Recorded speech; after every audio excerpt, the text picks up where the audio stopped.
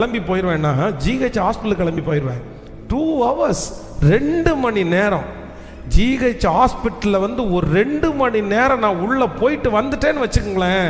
வரும்போது எப்படி வருவேன் தெரியுமா?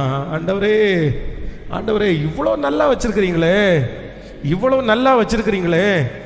நான் நம்புறேன் இங்க இருக்கிற நிறைய பேர் ரொம்ப தாழ்வு மனப்பான்மையோட நீங்க இருக்கிறீங்க.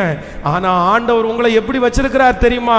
யாருமே கற்பனை பண்ண முடியாத எட்டாத உயரத்துல ஆண்டவர் உங்களை கொண்டு போய் வச்சிருக்கிறாரு.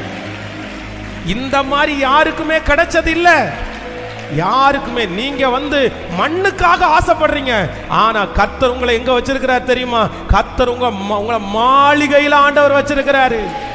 இந்த சந்தோஷம் நிறைய பேருக்கு இல்ல, இந்த விடுதலை நிறைய பேருக்கு இல்ல, இந்த சுகம் நிறைய பேருக்கு இல்ல, இந்த ஆண்டவரை குறிச்ச அறிவு நிறைய பேருக்கு இல்ல. அப்போ தாழ்வு மனப்பான்மை, நீங்க ரொம்ப டவுனா ஒரு இன்ஃபீரியர் உங்களுக்குள்ள வரும்போது நீங்க எதை உடனே நினைக்கணும்னா, மற்றவங்களை கம்பேர் பண்ணி பார்த்துட்டு அவனை மாதிரி எனக்கு இல்லையே, அவனை மாதிரி எனக்கு இல்லையே அப்படின்னு நம்ம நினைக்க கூடாது. என்ன நினைக்கணும்னா, என்கிட்ட கர்த்தர் வச்சிருக்கிற நன்மைகளெல்லாம் நான் என்ன பண்ணணும்னா, நான் தேடணும், நான் தேடணும், என் தேடணும். இந்த ஆராதனையில் நடந்துட்டு இருக்கும் போதே அப்படித்தான் சொல்லுங்க. நீங்கள் யாராவது ஒருத்தர் இங்கே பாருங்களேன், இந்த காரெல்லாம் சிலர் நிறுத்தும் போது சிலருக்கு உடனே அந்த காரை பார்த்த உடனே நான் ஒரு காரில் வரலையே அப்படின்னு நிறைய பேர் நினைப்பாங்க.